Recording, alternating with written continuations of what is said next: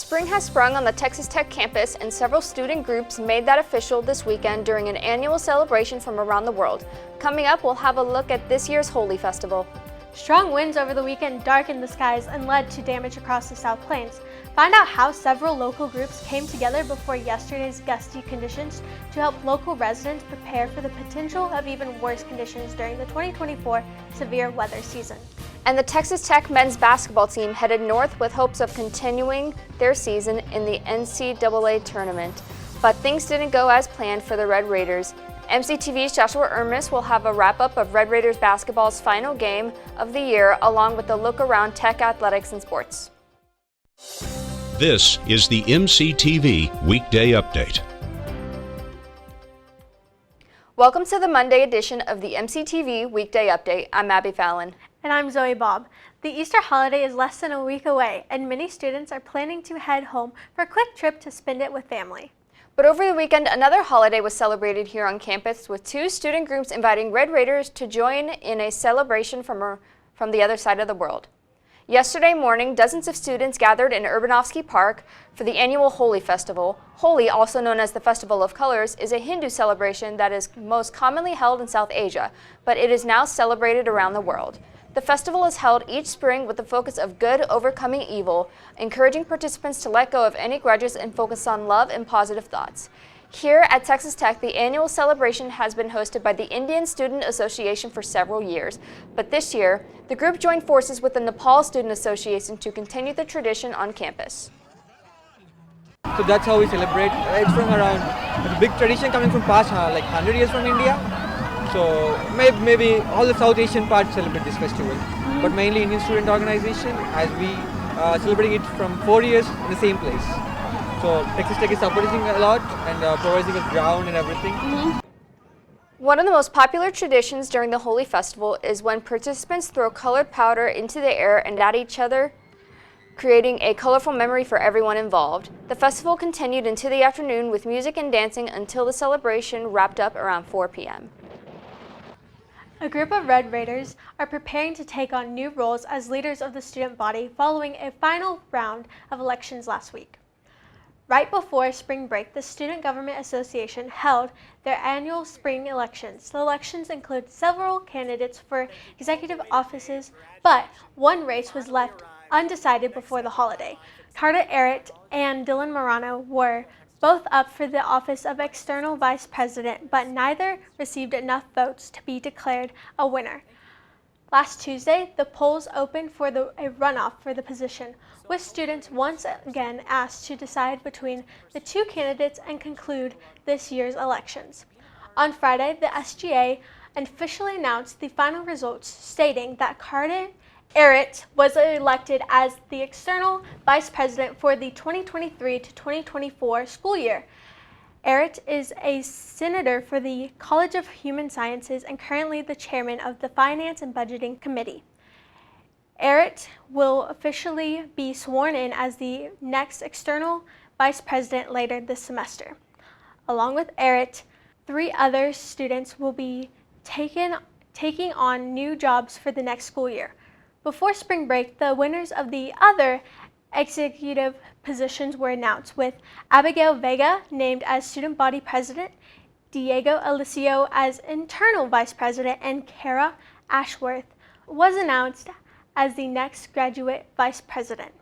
New senators from colleges and departments across campus will also be sworn in before the end of the spring. The beginning of March marked the start of this year's severe weather season. With that in mind, one university group held a special event to make sure people throughout the South Plains area are prepared in the event of a weather emergency. The Texas Tech student chapter of the American Meteorological Society hosted Severe Weather Awareness Day on Saturday.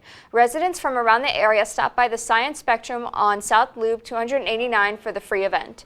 Forecasters from the National Weather Service, along with broadcast meteorologists from local TV stations, were available to help educate people on how to prepare for severe weather. There were also several hands-on weather experiments, science demonstrations, and even a chance for kids to stand in front of a green screen and present a TV weather forecast.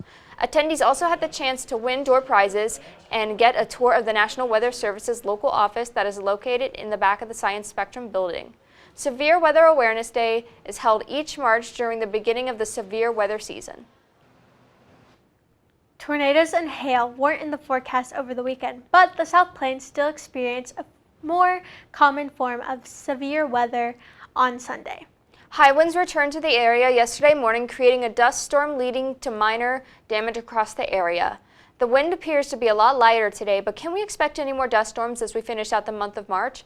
Weather specialist Elisabeth Herring joins us in studio with a look at the MCTV forecast. Elizabeth? Thanks, Abby. Yeah, we had some interesting weather over the weekend. Saturday, we definitely had some cooler temperatures. Sunday, high winds, gusts in the 50s and mid-60s across the South Plains. Those did continue through yesterday, and right now we still do have some breezy winds throughout the area in between the 15-mile and 30-mile-per-hour range across the South Plains. It is a little bit cooler today, so those winds are definitely making it feel a little bit chillier outside. Those winds are going to stick around until tomorrow. Around 3 a.m. is when they're going to start to taper off. Around 8 a.m. commute to work and school. They're going to be pretty calm winds, remaining calm until we get into the afternoon. They are going to begin to pick up once more and then die down as we head into the rest of our week. We'll see some pretty normal winds for this time of year in this area. Those winds yesterday brought along a cool front, definitely that's still hanging around today, dropping our temperatures. Tomorrow, those winds in the afternoon are going to bring along some rain with them, definitely the potential for thunderstorms in areas such as Plainview, Demet, down in Toccoa and Brownfield. Definitely a chance for some thunderstorms as well here in Lubbock. That's going to happen around 5 p.m. on Tuesday, early evening. Those rains should move out as we get into the later evening, yielding some clouds for the rest of our Wednesday. Today, temperatures much cooler. Those winds brought a cool front with them yesterday. Highs, some places not even getting to the 40s. Demet 39 today. Turkey in the 40s at 44. Matador 48. Morton 47. Out in Spur, a little bit warmer with a high of 54 today. Jayden 58. Definitely a cooler day for the South Plains. Cloudy and windy, making those temperatures feel even cooler. Tonight, getting below freezing for most areas of the South Plains tonight. Snyder, Jayden right above freezing at 34 tonight. Spur, Matador right at freezing with a low of 32. Demet in the 20s with a low of 25. Plainview low of 27. Morton low of 26. So if you're thinking about doing some spring planting, I would wait one more week till we're for sure out of these cold spells. As we move into tomorrow, temperatures still remaining a little bit cooler, but warmer than what we saw today. Snyder 63, Jayden 62, Spurs 61, 50s in Demet with a high of 57 tomorrow, Plainview 56, Morton right at 60. Tomorrow we'll see mostly sunny skies, but again, we do have that chance of rain in the late afternoon. Tonight here locally in Lubbock, right under freezing with a low of 30. Tomorrow, warming up from what we saw today with a high of 60, and we could see those showers in the late afternoon, early evening. As we take a look into the rest of the week, Thursday, we are going to warm up once again, getting back in the 70s with a high of 73 and mostly sunny skies. Moving on into our weekend, it looks like we're coming back in the 80s. Friday, high of 82. Saturday, partly cloudy skies with a high of 86. Sunday, also high of 86. Starting off next week, Monday, with some wind as well as a high of 83. Sunday is Easter, so if you have Easter plans, it looks like it's going to be a pretty nice day for that. We have a warm high of 86, and it will be cloudy, but we're not seeing any precipitation in the forecast right now. So if you have any outdoor plans with friends or family, it looks like it's going to be a gorgeous, mild day here in the South Plains on Sunday. I'm Elizabeth, and it's back to Zoe and Abby. Thanks, Elizabeth. Basketball season officially came to a close last weekend for Texas Tech athletics, but there's still plenty of action left for many Red Raider athletes. MCTV's Joshua Ermis has a look at the latest headlines coming out of another busy weekend in sports. Joshua? Thank you, Abby and Zoe. Texas Tech sports was back in action this weekend with a variety of events. This included taking part in the men's basketball NCAA tournament. Texas Tech men's basketball qualified for March Madness last week after missing out on the tournament last year. The Red Raiders were placed as a 6th seed in the South region. They faced the 11-seeded NC State Wolfpack in Pittsburgh on Thursday in a first-round matchup. In the game, senior Joe Toussaint led the Red Raiders with 16 points. The returning Darian Williams and Warren Washington combined for 16 points and 15 rebounds. Williams missed Tech's Big 12 semifinal loss to Houston, while Washington played the first time in 6 games. Unfortunately for the Red Raiders, it wasn't enough to beat the ACC champion Wolfpack, who routed Tech 80-67, ending the first season in the Grant McCasland era. In the first year under McCasland, Tech finished 23-11 overall and 11-7 in Big 12 play, finishing fourth in the conference with their 20th NCAA tournament bid all time, a vast improvement from last year's dismal 16-16 season. Needless to say, the future seems bright for Texas Tech men's basketball. Texas Tech baseball hosted the conference newcomer BYU Cougars for a 3-game series beginning on Thursday of last week.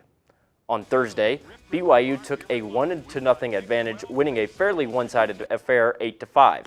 In the loss, Tech saw Austin Green tally a pair of hits, including a 2-run homer in the 8th inning. Drew Woodcox also recorded a pair of hits.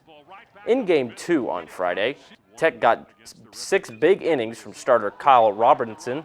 Heading into the top of the 9th up 3-1, Tech gave up 2 runs to BYU, tying the game 3-3 heading into the bottom of the 9th. In the final half inning, catcher Dylan Maxey put the go-ahead run on base with a leadoff double.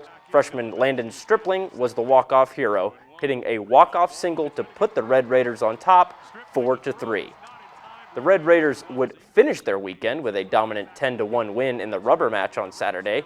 The win was led by a strong combined pitching performance from starter Jack Washburn and relievers Josh Sanders and Parker Hutera, who combined for 11 strikeouts. On top of retiring the last 16 batters, the Red Raider offense combined for 15 hits, with 2 being home runs. Kevin Bazell led the team with 4 RBIs. With the win, Tech got their first Big 12 Series victory of the year.